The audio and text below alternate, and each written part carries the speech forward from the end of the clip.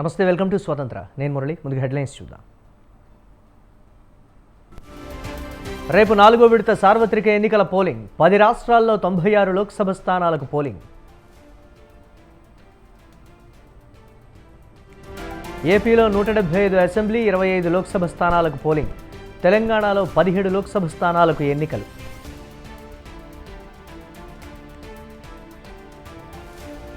పులివెందులలో జగన్, మంగళగిరిలో పవన్ ఓటు హక్కు వినియోగించుకోనున్న నేతలు.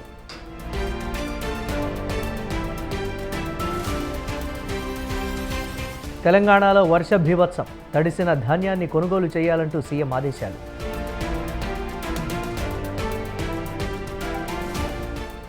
యువరాజు వయసు కంటే తక్కువ సీట్లు వస్తాయి. రాహుల్పై మోదీ సెటైర్లు. దేశం మొత్తం బీజేపీ వ్యతిరేక పవనాలు వీస్తున్నాయి. అరెస్ట్ అయ్యాక పార్టీ మరింత బలపడిందన్న కేజ్రీవాల్.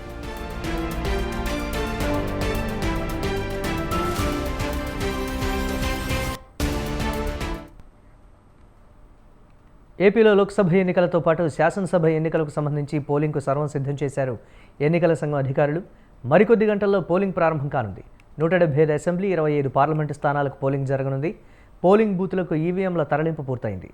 సోమవారం ఉదయం 5 గంటలకు మాక్ పోలింగ్ ప్రారంభమవుతుంది. దాన్ని 6:30 కల్లా ముగించి ఉదయం 7 గంటల నుంచి సాయంత్రం 6 గంటల వరకు పోలింగ్ ప్రక్రియ చేపడతారు. ఇక ఏపీలో తొలిసారి భారీగా వెబ్కాస్టింగ్ ఏర్పాట్లు చేశారు.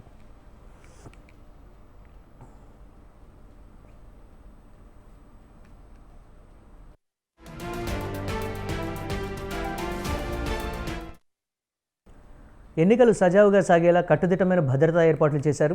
రాష్ట్రంలో తొలిసారిగా వెబ్కాస్టింగ్ ఏర్పాటు చేశారు. ఎన్నికల విధుల్లో మొత్తం 106,145 మంది సిబ్బంది పాల్గొంటున్నారు. 34,000కు పైగా పోలింగ్ కేంద్రాల్లో సీసీ కెమెరాలు ఏర్పాటు చేశారు. 14 నియోజకవర్గాలను సున్నితమైనవిగా గుర్తించారు. కేంద్ర పరిశీలకుల సూచనల మేరకు వెబ్కాస్టింగ్ ఏర్పాటు చేశారు. ఏపీలో 46,389 పోలింగ్ కేంద్రాలు ఏర్పాటు చేశారు. 12,438 సమస్యాత్మక పోలింగ్ కేంద్రాలున్నాయి. అరకు, పాడేరు, రంపచోడవరంలో సాయంత్రం 4 గంటల వరకు పోలింగ్ పూర్తి కానుంది.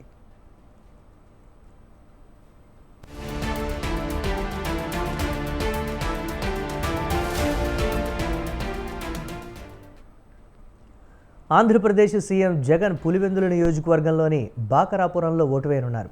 టీడీపీ అధినేత చంద్రబాబు, లోకేష్ మంగళగిరి నియోజకవర్గం ఉండవల్లిలోని పోలింగ్ బూత్లో ఓటు వేస్తారు.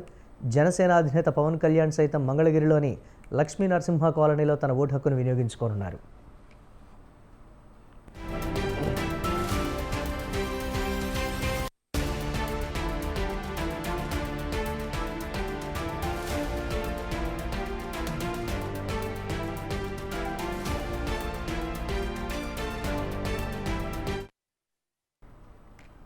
తెలంగాణలో లోక్సభ ఎన్నికల పోలింగ్కు కౌంట్డౌన్ మొదలైంది. 17 ఎంపీ సీట్లతో పాటు ఒక అసెంబ్లీ స్థానానికి మరికొద్ది గంటల్లో పోలింగ్ జరగనుంది. పోలింగ్ స్టేషన్లకు ఈవీఎంల తరలింపు పూర్తయింది. పార్లమెంటు నియోజకవర్గాల వారీగా ఈవీఎంలు, పోలింగ్ సామాగ్రి పంపిణీ పూర్తయింది. సెక్టార్ల వారీగా ఈవీఎంలను పంపిణీ చేశారు. భద్రత మధ్య పోలింగ్ స్టేషన్లకు ఈవీఎంలను తరలించారు. పోలింగ్ కేంద్రాలకు ఎన్నికల సిబ్బంది చేరుకున్నారు. సోమవారం ఉదయం 5 గంటలకు మాక్ పోలింగ్ ప్రారంభమవుతుంది. దాన్ని 6:30 కల్లా ముగించి ఉదయం 7 గంటల నుంచి సాయంత్రం 6 గంటల వరకు పోలింగ్ ప్రక్రియ చేపడతారు.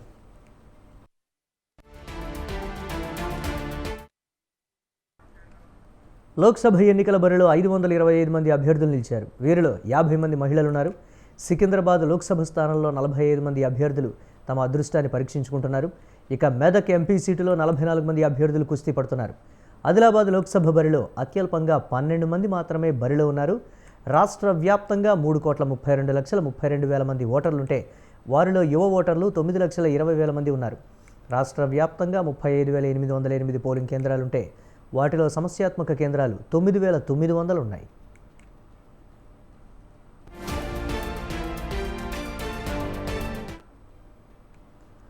పోలింగ్ బందోబస్తు కోసం తెలంగాణలో 164 కంపెనీల కేంద్ర బలగాలను మోహరించారు. మొత్తం 73,414 మంది పోలీసులతో భద్రత కల్పిస్తున్నారు. 106 అసెంబ్లీ నియోజకవర్గాల పరిధిలో సాయంత్రం 6 గంటల వరకు పోలింగ్ జరుగుతుంది. మావోయిస్టు ప్రభావిత 13 అసెంబ్లీ స్థానాల్లో సాయంత్రం 4 గంటలకే పోలింగ్ ముగియనుంది. ఇక 61 పోలింగ్ కేంద్రాల్లో 10 మంది లోపే ఓటర్లు ఉండటం విశేషం.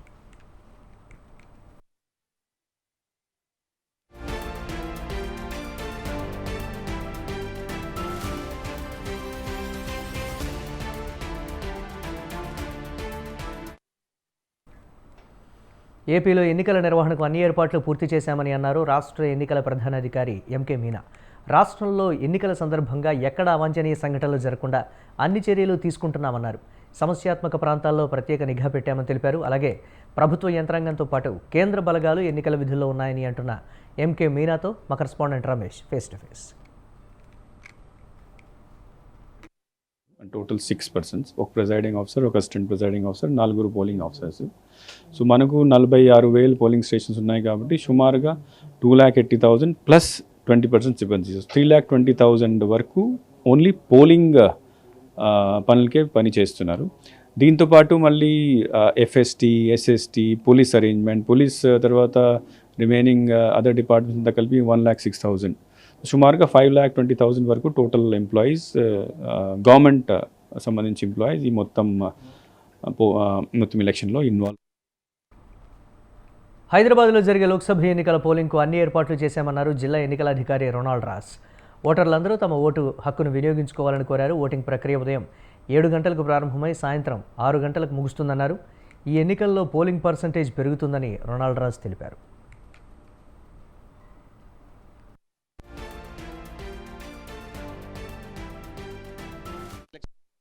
8% వచ్చినాయి.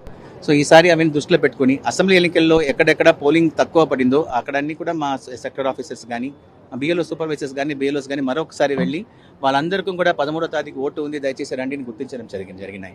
ఓటర్ ఇన్ఫర్మేషన్ స్లిప్స్ కూడా ఈసారి ముందు నుంచే మనకు వాళ్ళకి పంచడం జరిగినాయి. అలాగే మనకు స్టిక్కర్ క్యాంపెయిన్ అని పెట్టి ప్రతి ఇంట్లో కూడా మనం 13వ తారీఖు ఓటేయడానికి రండి అని ఒక స్టిక్కర్ కూడా పెట్టడం జరిగినాయి. ఓటర్ ఇన్ఫర్మేషన్ గైడ్ అని ఎలక్షన్ కమిషన్ వాళ్ళు ఇచ్చినవి కూడా ఓటర్స్కి ఒక ఇంటికి ఒకటి అని ఇవ్వడం జరిగినాయి. ప్లస్ సోషల్ మీడియా క్యాంపెయిన్స్ కానీ, లేదంటే మన సెలబ్రిటీ క్యాంపెయిన్స్ కానీ, 5K రన్స్, 2K రన్స్, మన మొత్తం హోర్డింగ్స్ మొత్తం కూడా మనకు 13(5)కి సంబంధించిన హోర్డింగ్స్ ఇవన్నీ కూడా పెట్టడం జరిగినాయి. ఈసారి డెఫినెట్గా ఓటు శాతం.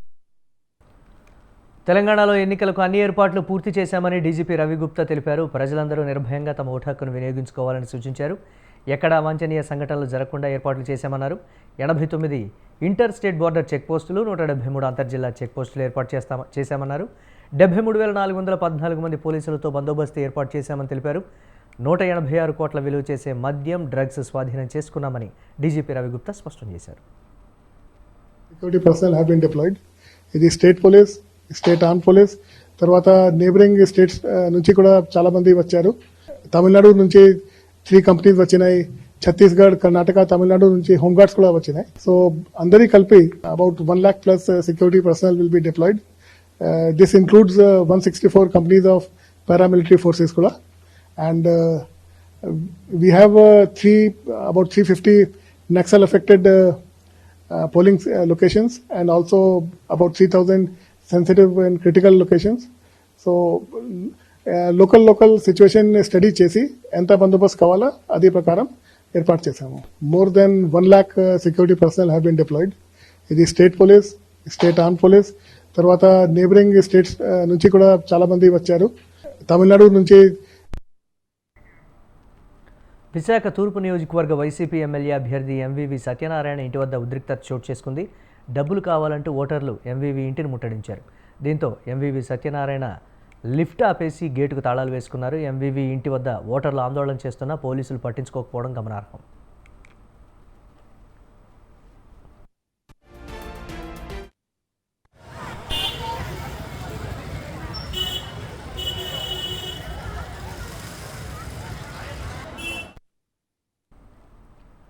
టీపీసీసీ క్యాంపెయిన్ కమిటీ చైర్మన్, మాజీ పార్లమెంట్ సభ్యులు మధు యాష్కి గౌడ్ నివాసంలో ఎలక్షన్ ఫ్లయింగ్ స్క్వాడ్ సోదాలు నిర్వహించింది. మధు యాష్కి నివాసంలో డబ్బులు డంప్ చేసినట్లు సమాచారం అందడంతో అధికారులు సోదాలు నిర్వహించారు.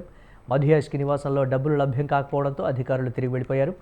భయభ్రాంతులకు గురి చేసే ప్రయత్నం జరిగిందని మధు యాష్కి ఆరోపించారు.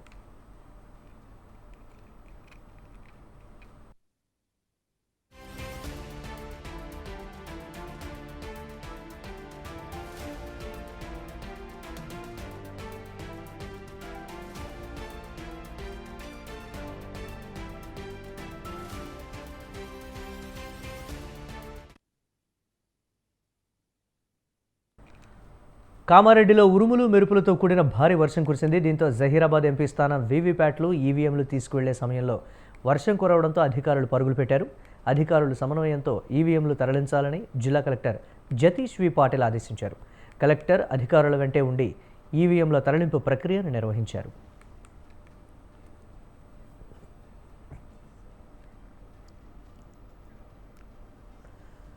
జహీరాబాద్ పార్లమెంట్ ఎన్నికల విధులు నిర్వహించనున్న సిబ్బంది సకాలంలో ఆయా పోలింగ్ కేంద్రాలకు చేరుకున్నారని జిల్లా కలెక్టర్ జతీష్ వి పాటిల్ తెలిపారు. కామారెడ్డి, ఎల్లారెడ్డి, మద్నూర్ డిస్ట్రిబ్యూషన్ కేంద్రాల నుండి 82 రూట్ల ద్వారా మధ్యాహ్నం 2:30 గంటలకు బయలుదేరిన పోలింగ్ బృందాలు ఆయా పోలింగ్ కేంద్రాలకు సాయంత్రం 6 గంటల్లోగా క్షేమంగా చేరుకున్నారని అన్నారు. ఉరుములు మెరుపులతో కూడిన భారీ వర్షం కారణంగా కామారెడ్డి నియోజకవర్గాల్లో పోలింగ్ సిబ్బంది ఈవీఎంలతో ఆలస్యంగా బయలుదేరారని వచ్చిన వార్తల్లో వాస్తవం లేదని కలెక్టర్ స్పష్టం చేశారు.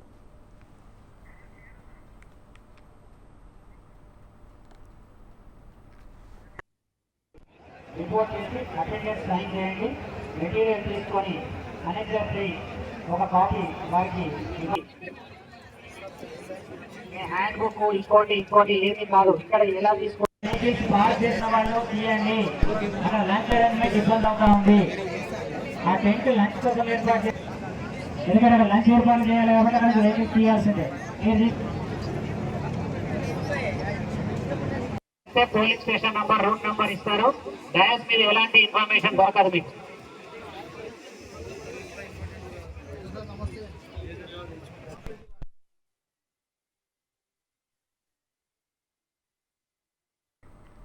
చేతి చమురు వదులుతోంది, జేబు గుల్లవుతోంది, దోపిడీ మితిమీరుతోంది. ఓటు వేసేందుకు సొంతూరు వెళ్తున్న జనాలకు ప్రయాణ ఛార్జ్ షాక్ కొడుతోంది. ఎన్నికల ముంగిట జనానికి పెద్ద సమస్య వచ్చి పడింది. ఓటేద్దామని ఉత్సాహంగా ఊళ్లకు పయనమవుతున్న ప్రజలు పడరాని పాటలు పడుతున్నారు. ఛార్జీల మోతతో సతమతమవుతున్నారు. హైదరాబాద్లో ఆంధ్రకు చెందిన దాదాపు 30 లక్షల మంది నివసిస్తూ ఉంటారని అంచనా. వీరికి తోడు ఉద్యోగాలు, వ్యాపారాల కోసం ప్రతినిత్యం హైదరాబాద్కు వేలాది మంది వస్తూ ఉంటారు. ఆంధ్రాలో ప్రస్తుతం ఎన్నికలు జరుగుతూ ఉండడంతో ఇక్కడి వాళ్లంతా సొంతూరు బాట పడుతున్నారు. జనం పల్లెకు క్యూ కట్టడంతో ప్రయాణ ఛార్జీలు ఒక్కసారిగా పెరిగిపోయాయి. 100ల్లో ఉండే ఛార్జ్ వేలాది రూపాయలు పెరిగింది. ఛార్జీలను చూసి జనం బెంబేలెత్తుతున్నారు.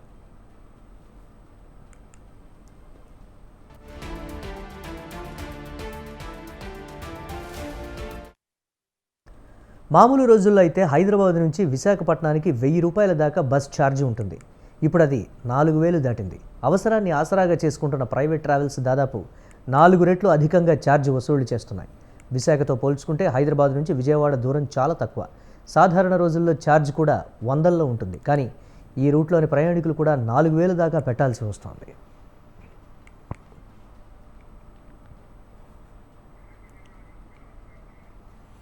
రాజమండ్రి వెళ్లేవారు సైతం 4000 సమర్పించుకోవాల్సి వస్తోంది. ఇక కడప వెళ్లే జనానికి 2500 రూపాయల దాకా ఖర్చు అవుతోంది. వేలల్లో ఖర్చు చేయాల్సి రావడంతో సామాన్యులకు భారంగా మారింది. ఛార్జీలను భరించలేని కొందరు హైదరాబాద్ నుంచి విజయవాడ వరకు ఏదో రకంగా వెళ్తున్నారు. అక్కడి నుంచి ఇతర వాహనాల్లో సొంత ఊళ్ళకు వెళ్తున్నారు.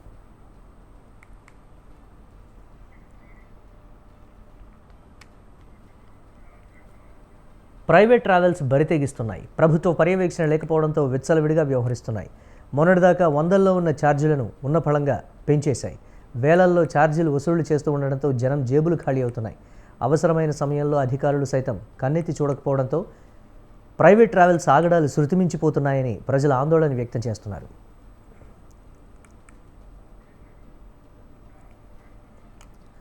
ఇక ఆర్టీసీ వ్యవహారం మరోలా ఉంది. డిమాండ్కు తగ్గట్లు ఆర్టీసీ బస్సుల్ని నడపడం లేదన్న విమర్శలు వస్తున్నాయి. అవసరానికి సరిపడా ఆర్టీసీ బస్సులు లేకపోవడంతో తప్పనిసరి పరిస్థితుల్లో ప్రైవేట్ ట్రావెల్స్లో ప్రయాణించాల్సి వస్తోందని జనం ఆవేదన వ్యక్తం చేస్తున్నారు. రైళ్లు, ఆర్టీసీ బస్సుల సంఖ్యను మరింత పెంచితే ఛార్జీల భారం తప్పుతుందంటున్నారు ప్రజలు.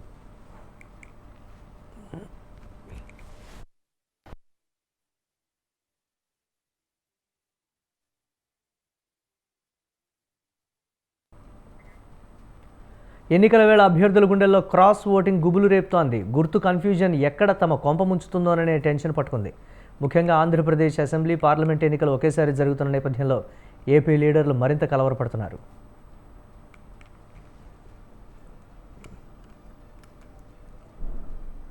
తెలుగు రాష్ట్రాల్లో పోలింగ్ కోలాహలం నెలకొంది. తెలంగాణలో 17 పార్లమెంటు స్థానాలకు, ఏపీలో 175 అసెంబ్లీ, 25 పార్లమెంటు స్థానాలకు ఎన్నికలు జరుగుతున్నాయి.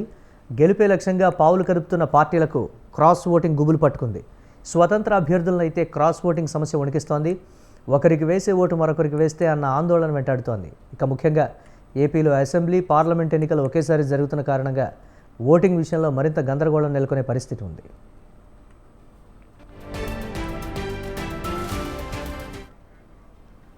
ఒకే గుర్తు ఇద్దరు అభ్యర్థులకు కేటాయించడం వల్ల క్రాస్ ఓటింగ్ జరిగే అవకాశం ఉంది. అలాగే గుర్తును పోలిన గుర్తు ఉండటం వల్ల కూడా క్రాస్ ఓటింగ్ జరగవచ్చు. ఇక క్రాస్ ఓటింగ్ వల్ల గెలిచే అభ్యర్థి ఓడిపోవడం, ఓడిపోయే అభ్యర్థి గెలిచే అవకాశం ఉంటుంది. అందుకే క్రాస్ ఓటింగ్ నేతలను టెన్షన్ గురి చేస్తోంది.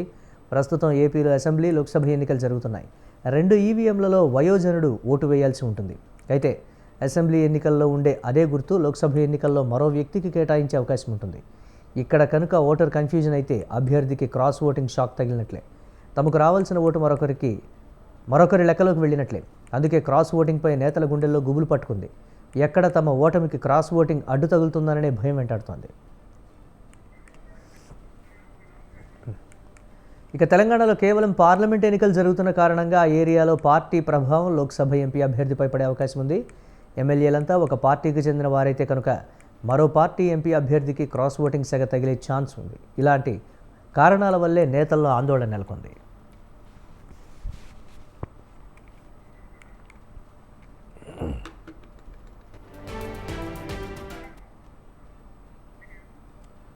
నంద్యాల ఎస్పీ రఘువీరారెడ్డిపై చర్యలకు సీఈసీ ఆదేశించింది. నిన్న నంద్యాలలో అల్లు అర్జున్ పర్యటన సందర్భంగా భారీగా అభిమానులు గుమికూడారు. 144 సెక్షన్ ఉన్న జన సమీకరణ చేయడంపై సీఈసీ ఆగ్రహం వ్యక్తం చేసింది. ఎన్నికల కోడ్ అమలు చేయడంలో ఎస్పీ విఫలమయ్యారని ఫిర్యాదులు రావడంతో ఎస్పీపై శాఖాపరమైన విచారణ చేపట్టాలని డీజీపీకి ఆదేశాలు జారీ చేసింది సీఈసీ.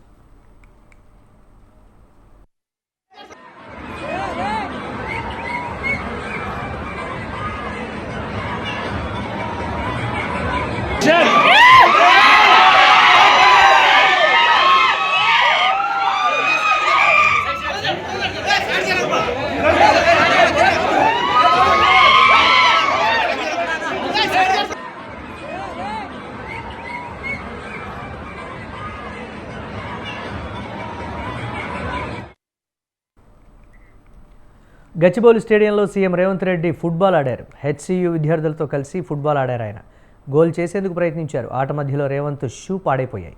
దీంతో షూ లేకుండానే ఫుట్బాల్ ఆడారు Revanth Reddy.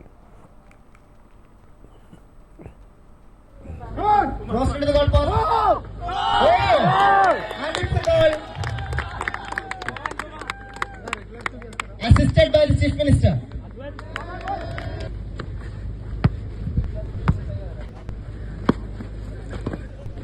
CM Revan throws it in. Cross into the goal post. And it's a goal. Assisted by the Chief Minister. ప్రధాని మోదీ కాంగ్రెస్పై సెటైర్లు వేశారు. పశ్చిమ బెంగాల్లో ఎన్నికల ప్రచారం నిర్వహించిన ఆయన కాంగ్రెస్, తృణమూల్ కాంగ్రెస్ పార్టీలపై విరుచుకుపడ్డారు. సందేశ్ ఖాళీలో టీఎంసీ నాయకులు మహిళలపై లైంగిక వేధింపులకు పాల్పడ్డారని, ఇప్పుడు ఆ పార్టీ గూండాలు వారిని బెదిరిస్తున్నారని మోదీ ఆరోపించారు. ఈ ఎన్నికల్లో కాంగ్రెస్ ఆధిక్యం ఆల్ టైం కనిష్ట స్థాయికి చేరుతుందని ప్రధాని అన్నారు. ఈసారి కాంగ్రెస్ పార్టీకి యువరాజు వయసు కన్నా తక్కువ సీట్లే వస్తాయని రాహుల్ గాంధీ వయసును ప్రస్తావిస్తూ అన్నారు ఆయన. 400 पार आप करा ही देंगे, लेकिन इस चुनाव में लिख के रखिए, ये कांग्रेस के जो शहजादे हैं ना, ये कांग्रेस के शहजादे, उनकी जितनी उम्र है कांग्रेस को उससे भी कम सीटें मिलने वाली है. भाजपा ప్రధాని మోదీ మే 14న వారణాసిలో నామినేషన్ దాఖలు చేయనున్నారు. ఈ నియోజకవర్గంలో జూన్ 1న పోలింగ్ జరగనుంది. మోదీ నామినేషన్ కార్యక్రమానికి ఎన్డీఏ కూటమిలోని పార్టీలకు బీజేపీ అధిష్టానం ఆహ్వానం పంపింది. ఏపీ నుంచి మాజీ ముఖ్యమంత్రి చంద్రబాబు వెళ్లనున్నారు. మరోవైపు ప్రధాని మోదీ నామినేషన్ వేసేందుకు పార్టీ ఏర్పాట్లు చేస్తోంది. ఇందుకోసం భారీగా ప్రచార కార్యక్రమాలు నిర్వహించాలని పార్టీ నిర్ణయించింది. ఈ ఏర్పాట్లను హోంశాఖ మంత్రి అమిత్ షా, సీఎం యోగి ఆదిత్యనాథ్ పర్యవేక్షిస్తున్నారు. ఆ పార్టీ సీనియర్ నేత సునీల్ బన్సల్ చాలా రోజుల నుంచి అక్కడే ఉండి పనులను చక్కబెడుతున్నారు. నామినేషన్ అనంతరం ప్రధాని మోదీ అక్కడే 2 రోజులు ఉండి ప్రచారం నిర్వహించనున్నారు.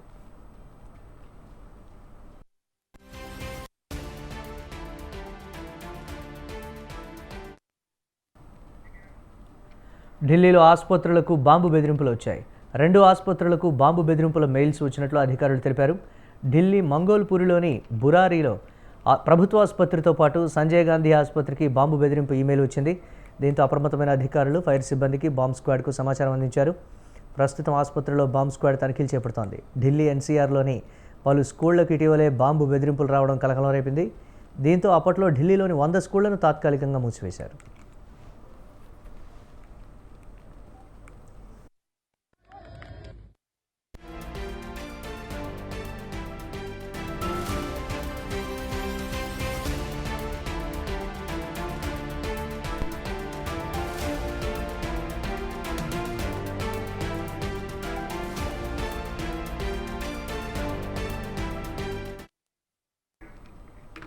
హిందువులు పవిత్రంగా భావించే చార్ధామ్ యాత్ర మే 10న ప్రారంభమైంది. యాత్రలో మొదట సందర్శించే యమునోత్రికి భక్తులు పోటెత్తారు. రెండో రోజునే వేలాది మంది ఒక్కసారి యాత్ర చేయడంతో తొక్కిసలాట జరిగే ప్రమాదం ఉందని పోలీసులు హెచ్చరిస్తున్నారు.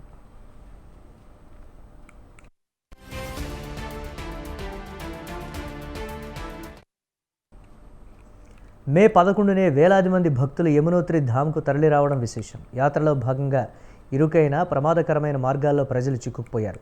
ప్రజలు ముందుకు కదలలేక గంటల తరబడి ఇబ్బందులు పడుతున్నారు. ఇదే సమయంలో గుర్రాలపైన డోలీలోనూ యమునోత్రికి వెళ్లే భక్తులు, కాలినడకన భక్తులు ఇబ్బందులు ఎదుర్కొంటున్నారు. పోలీసులు, హోంగార్డులు లేకపోవడంతో తొలి రోజు పరిస్థితి మరింత క్లిష్టంగా మారింది. ఇబ్బంది పడుతున్న భారీ జనసందోహం వీడియో సోషల్ మీడియాలో వైరల్ అయింది. ఆ తర్వాత మరుసటి రోజు యాత్రను వాయిదా వేసుకోవాలని భక్తులను పోలీసులు కోరారు. తొక్కిసలాట జరగకుండా అదనపు బలగాలను తరలిస్తున్నారు.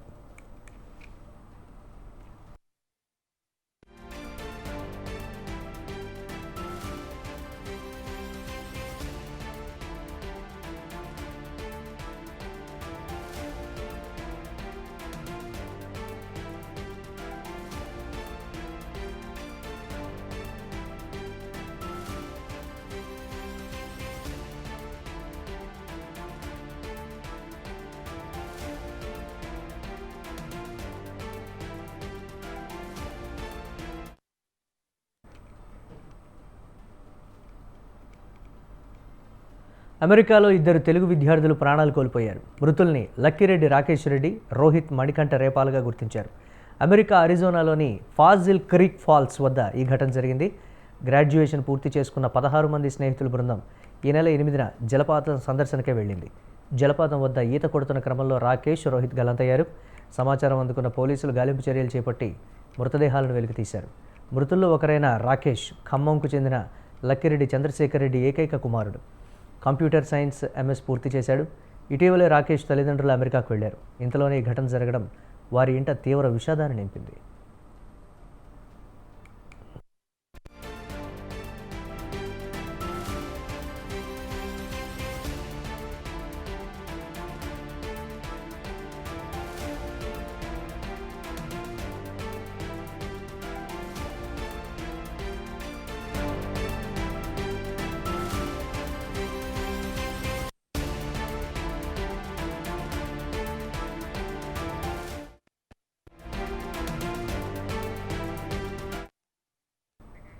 ఇవి ఇప్పటివరకున్న అప్డేట్స్. కీప్ వాచింగ్ స్వతంత్ర.